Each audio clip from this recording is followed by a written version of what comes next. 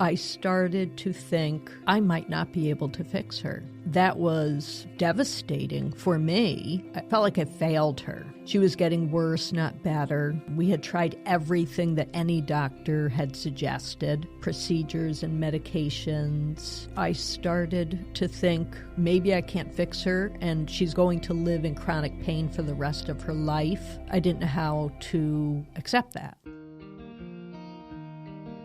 Welcome to A Place of Yes, a podcast about how I moved through my darkest hour. And for me, that was in channeling my grief into good. Welcome to the show.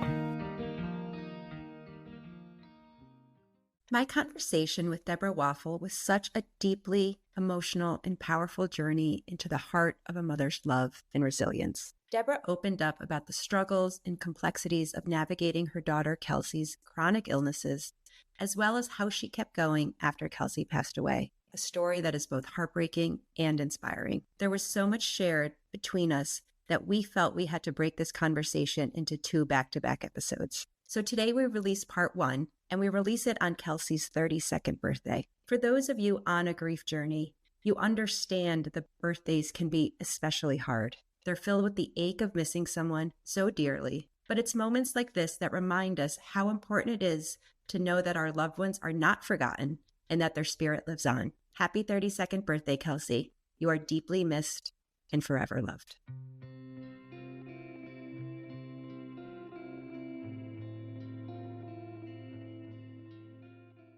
So I am here today with Deborah Waffle, who is author of The Grief Jar. Before being author of The Grief Jar, you were Kelsey's mom. Yes. And we are here today to talk about your story, to talk about Kelsey's story. You know, let's put it out there. Kelsey passed away. And when you are a mother of a child that passed, I sometimes think there's nothing harder. When I read your book and when we had a conversation before, I get from you such inspiration. I get from you that you found the resources that you needed and you became the person that others were for you. You are now for them. But before we get there, can you tell my audience a little bit about yourself and a little bit about Kelsey? Sure. I was a school teacher at an elementary school. Kelsey, my daughter, and Brendan went to the same elementary school that I worked at, so they were right there. And I retired a few years ago. Kelsey, at that young age, was so energetic, just so full of life, and she was very creative and artistic. She was always making something. And she would make cards and presents. She always liked to make something and give things to people. And she loved to play sports. She played basketball, volleyball. On the weekends, she would always have plans to have girlfriends over, and they would put on silly clothes and take pictures. At that young an age in elementary school, her medical conditions were affecting her, but not as drastically as when she got older. I read your book, and one of the things that stood out to me, and I think this will speak to a lot of people. So when she was 2 months old, she spiked a fever. And that in itself is just terrifying, right? As a new parent, especially when it's your first, because you're in charge of this little human, right? And and that's I think of that all the time with when you're a new parent. It was terrifying. I didn't really even know how to take her temperature. You don't even know what to do, right? And didn't know what to do. And of course, it was a weekend. My husband and I decided to take her to the hospital where she was born. You know, the doctor checked her all out. And it wasn't until she had gone to the bathroom and they said that she had a UTI when she was 2 months old. That in itself, for a girl... For a baby, yeah. Is common, but not at that young an age, I don't think. I don't really know. They just gave her antibiotics, sent her home. You know, it wasn't a big deal. It's almost in hindsight, right? Like they always say, what is hindsight? Hindsight is 20/20. So you can look back and you can say her medical challenges or her, like, the complicated medical life started at 2 months. But you're right. You don't know that then. Gave you her have the no antibiotics. idea. She got better. Life goes on. And just thought, So can you talk a little bit about when you started to recognize that some of these illnesses were becoming more frequent, connected, that things were not typical? I would say when Kelsey was about 5, she had her 3rd UTI, and she missed the first day of kindergarten with which was earth-shattering to her. She was so excited to start school and go to kindergarten. By then, she could express herself better and what it felt like. And she started to explain that it burned all the time when she went to the bathroom, and that she thought for all people it did because she had never known anything different. So she would go to the bathroom, and sometimes I would hear her go like, ow, ow, ow, when she was just going to the bathroom. But then she'd run off and play, and I didn't think that much of it at the time. But when she could talk and explain things better, she said, oh, doesn't it hurt to pee? And I was like, doesn't it for, yeah, think yeah, you know, everybody. Because she never experienced anything different. And so, of course, I did not think that was normal. Yeah. And that's kind of started, and then things developed, right? And I remember in the book you talk a little bit too about like you started to do your own research, which I think so many of the moms and dads in our audience, you know, when your kid is sick and you're not getting answers, you try to figure out the answers yourself. I want to talk a little bit about that, but I want to talk about you too, because I think you figured out what her primary illness became at that point too, right? Just by research. All of a sudden you're like, wait, this sounds like her. Yeah, so when Kelsey was 11, she got her period. It was not a normal situation. And for some reason, I think getting her period triggered something that made her pain worsen. And so I took her to a gynecologist. He really did not have any solution, any recommendations. To be honest, he just seemed like she was overreacting with the pain that she was experiencing. When she was 16, and in between 11 and 16, when he was not helpful, we went to a urogynecologist who suggested biofeedback, and that also didn't help. Any medication, and that didn't help. And then when she was 16, things really started to affect her life. Like she was getting up, going to the bathroom, and not being able to go to school for a couple hours. And then she was not going to the bathroom during the school day because she was concerned that if she went to the bathroom, she wouldn't be able to go to class. And when she was 16, I was so frustrated with the urologist and the gynecologist and the urogynecologist not giving us any path to go down, any solutions, anything that made the situation improve. I started just doing my own research and just painful urination, trying to read about every single condition. And I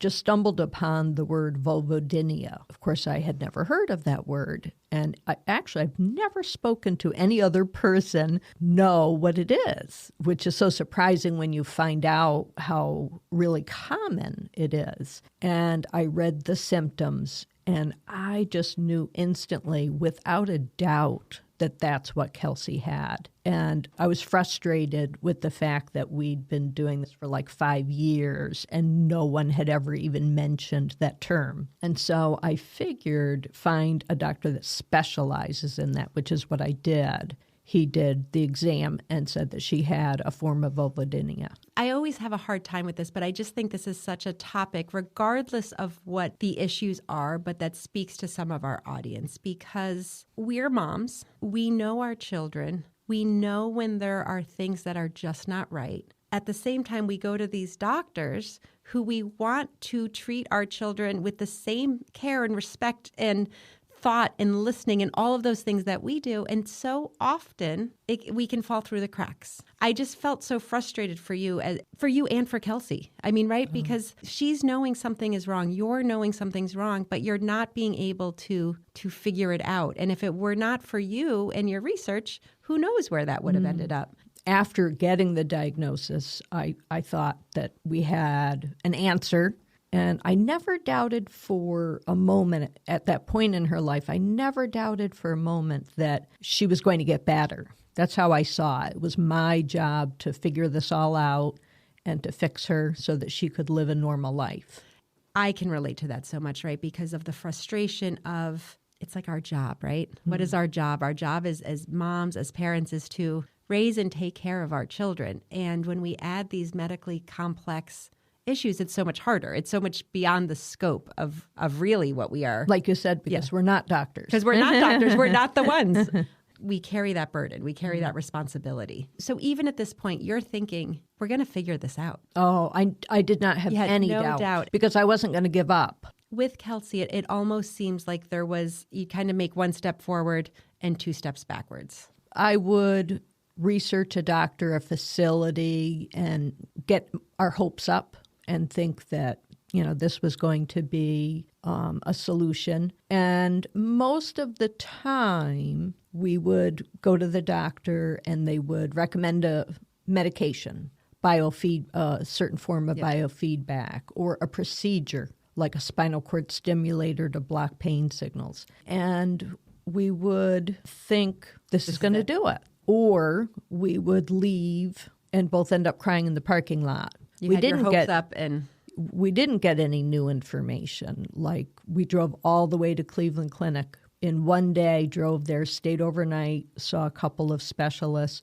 drove home that very same day. It was like just a whirlwind and didn't get any new information. We went to every major medical facility in Manhattan. We even got on a plane and went to Arizona, went to some doctors in New Jersey, went to Boston area, just constantly hoping. And then feeling like you just keep getting knocked down. And sometimes I would say that I would give up for a little bit, like I would need a little break. And you could wait months to see a doctor. Of course. And then to wait all that time and get your hopes up, and then both of us just feeling, devastated, crushed, and then just needing a little bit of time to sort of recuperate and then be like back at it. Okay, just have to, find another doctor. And I was always trying to find a place that we could consolidate everything. That was like my dream. To me, that just made sense, but that just isn't how it was.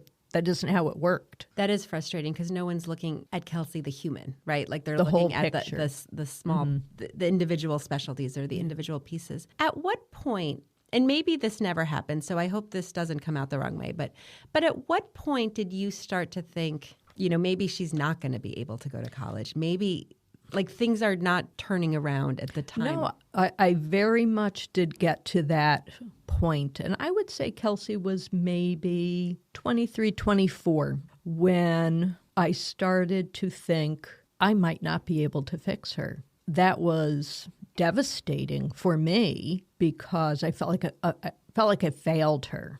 She was getting worse, not better. We had tried everything that any doctor had suggested, procedures and medications. I started to think maybe I can't fix her and she's going to live in chronic pain for the rest of her life. And I didn't know how to accept that. You went to the best doctors in the world, right? Mm-hmm. Like, I mean, you were at everywhere in Manhattan. You went to Cleveland Clinic. It's not like you just went to your local general practitioner. You went to these great doctors and they still couldn't fix her. So vulvodynia was not her only diagnosis over time. That's correct? Like there were kind of compound illnesses, things that just kind of piled. Can you talk about that? Yeah, I think vulvodynia was just a symptom of a much larger picture. When we talked earlier about her burning urination and she would have flare-ups where it would hurt for days, and we just called them flare-ups. We didn't know what else to call them. Her symptoms of the burning urination would just get worse for a few days and then slowly dissipate. And again, when she was 16 and things started to get worse, she started having digestive issues and bowel issues. When she was a little bit older, like maybe early 20s, they discovered her pancreas had atrophied. And that really, really caught my attention because I was like, something has to be wrong. Like that just doesn't happen to a 20-year-old. A young person does not have their pancreas atrophy. It was so frustrating that people in the medical profession just seemed to shrug their shoulders like, her pancreas atrophied. Yeah. And doctors actually said to me, well, it's still working. Let's not worry about it till it stops working. To me, that just didn't make any sense. No, it doesn't. Basically, a urologist was the first person to recognize that nothing we tried to help with her symptoms was working. The urologist said, I'd like Kelsey to see a neurologist and have her tested for small fiber neuropathy. It didn't make sense to me because small fiber neuropathy is most often associated with diabetes. Okay. So like a neuropathy, though, it's basically like your nerves are damaged. Yep. Okay. Are damaged. The typical onset is like in the 50s. Kelsey was like 23. Okay. Sure enough, the skin punch biopsy was positive. And they said, oh, Kelsey has small fiber neuropathy. And at the time, I didn't understand as much about neuropathy as I did in the years to come.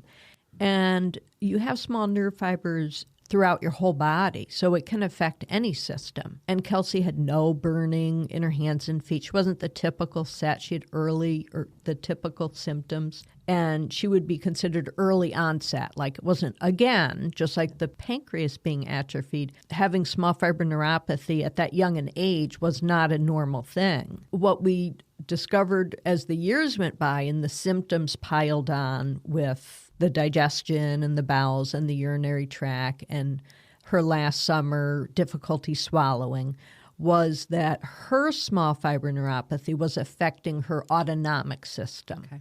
And that just wasn't typical. How frustrating, though, to have these two really large abnormalities, for lack of a better word, right? Like an atrophied pancreas in your early 20s, onset of a disorder, disease that typically happens 30 years later. You would think those were red flags, right? You would think that someone somewhere would say like, hey, one of these things alone isn't normal. Now we've got two. She also was diagnosed with cystic fibrosis.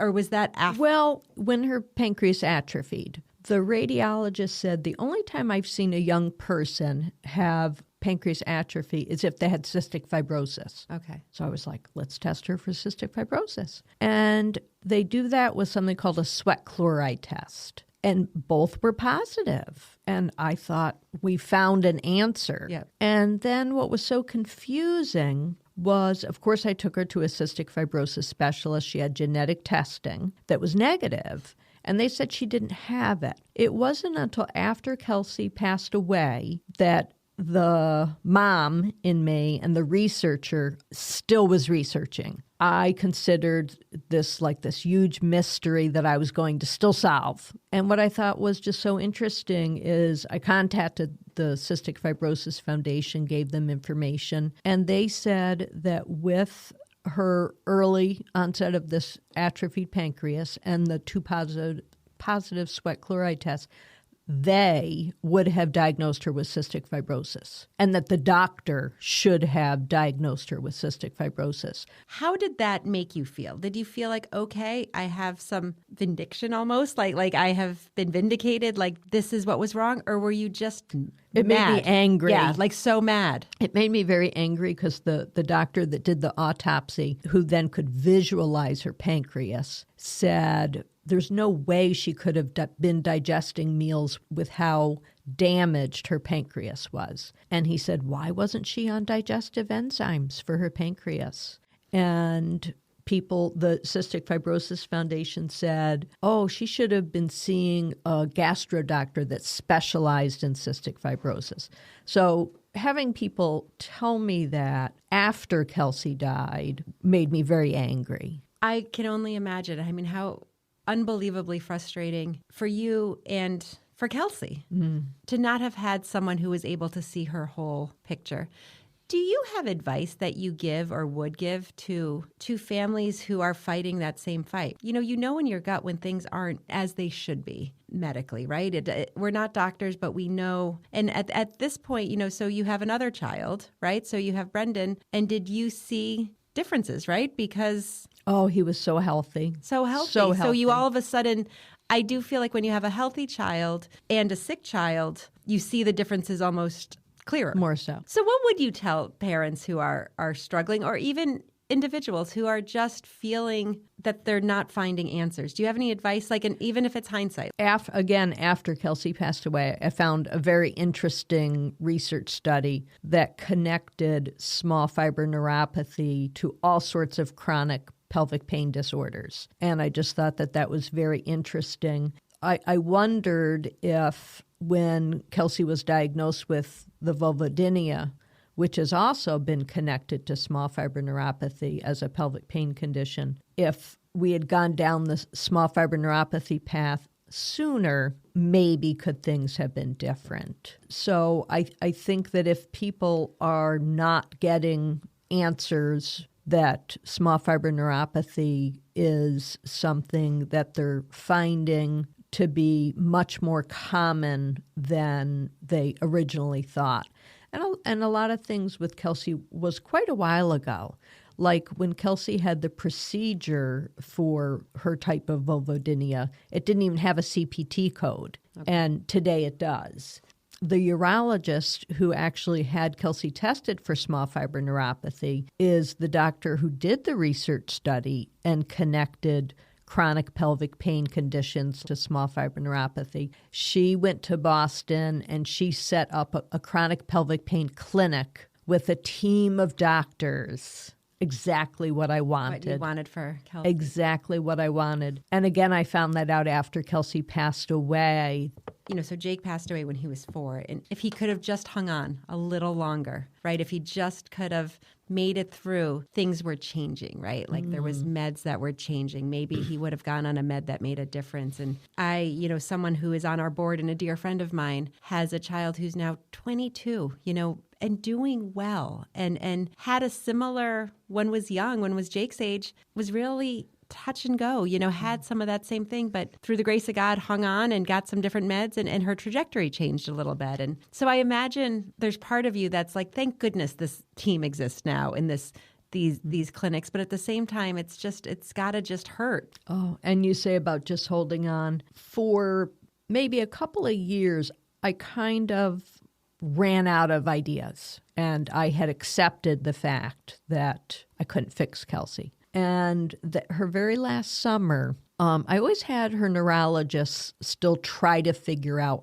the cause of her small fiber neuropathy. They have this whole huge workup that they do. If you get diagnosed with it, it can be caused by so many different things. And if they can find what causes it, they can slow down the progression. They can, help you. But for about 40% of the people, they call you idiopathic. We don't know why you have it. I always felt that they would figure it out. It was just a matter of time. Yeah. So I always asked the neurologist to do the workup every year or two. Kelsey's last summer, she tested positive on something called an early Sjogren's profile, which has a very strong link with small fiber neuropathy. So that last summer, I felt like I had all these new ideas. Yeah. I just had filled up the calendar and I became hopeful again. Yeah. Even when Kelsey, that her last summer was her worst time, all of her symptoms were the worst they had been. She was having trouble swallowing. Her stomach always hurt. She was having problems going to the bathroom. I would try to encourage her. You're seeing, 4 doctors. Yeah, hope. And that's why I call it a mystery. Could Kelsey, have all these things wrong with her? Mm-hmm.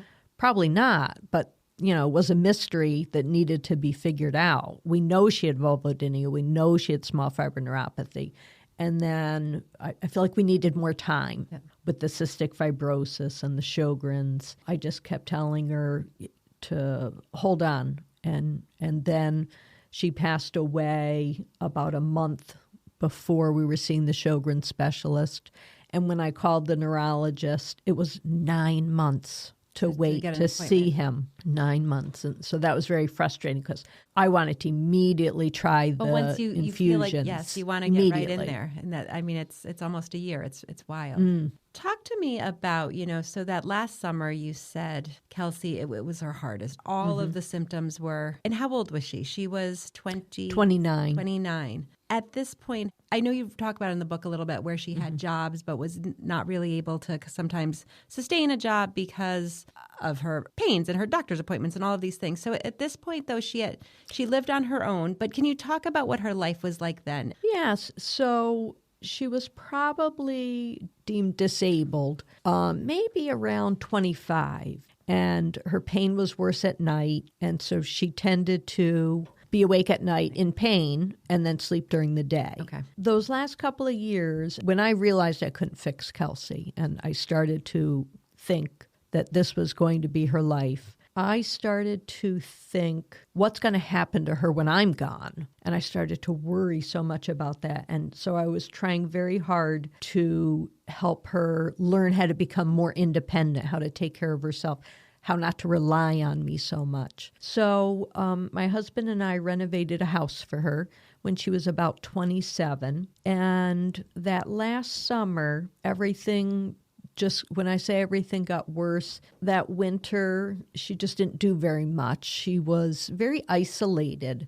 And so that chronic fatigue, which is a symptom of small fiber neuropathy, is chronic fatigue. She had hoped that once the weather got nice, that she would be able to do a lot of things like we had done the summer before with her. And then the summer just came, and she was just so sick all the time, so sick. And the entire summer got away from us. It's hard. That's hard on you guys. It's hard on her. Did you at any point through that winter or through that summer, did you think she was going to pass away, or did you just think you were going to keep on? Nothing that anybody ever indicated, I can't say this enough, never, ever occurred to me that her symptoms could cause her to die. Not to my husband. I would say not to her doctors. It was never even a consideration. Basically, what happened is because she had such difficulty going to the bathroom with the severe constipation, and we had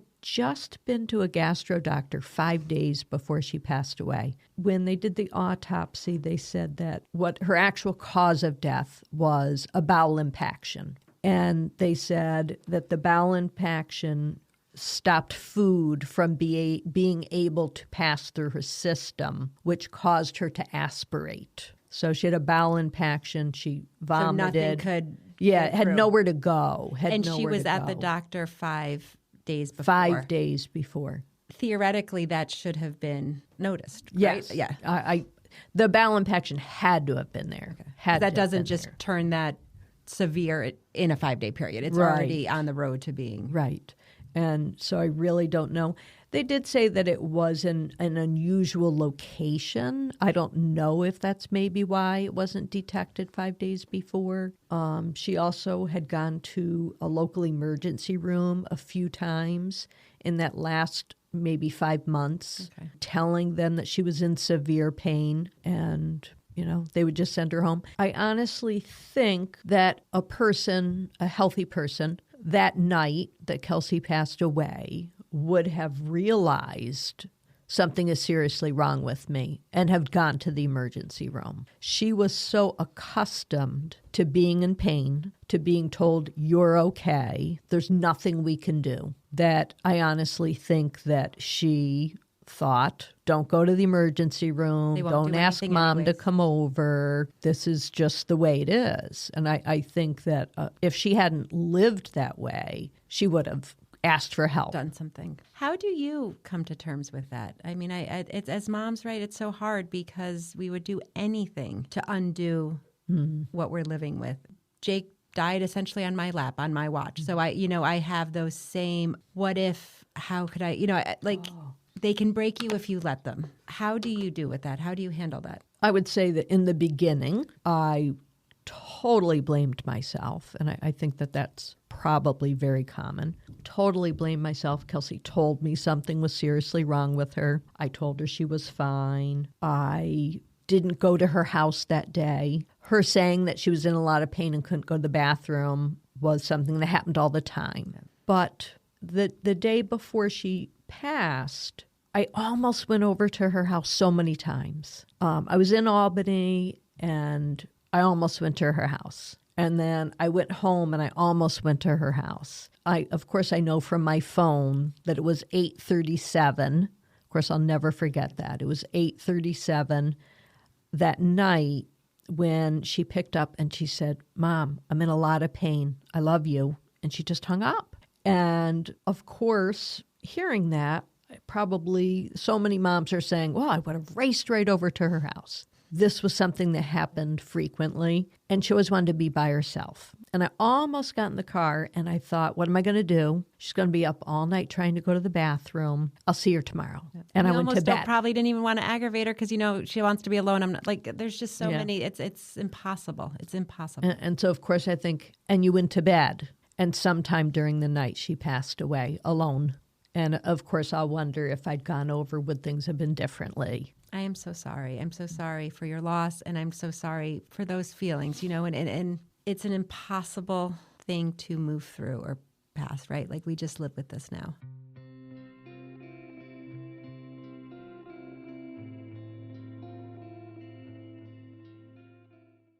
Don't forget to come back next week for part 2 of my conversation with Deborah. Her story is one of unbreakable love, immense strength, and that unbreakable bond between a mother and child. See you next week. Thank you for listening to A Place of Yes. Please follow us wherever you listen to your podcasts. If you really like this episode, please share it with a friend. It would make a world of difference if we could just reach more people and share the work that we do and the stories we want to tell. Thank you so much for watching.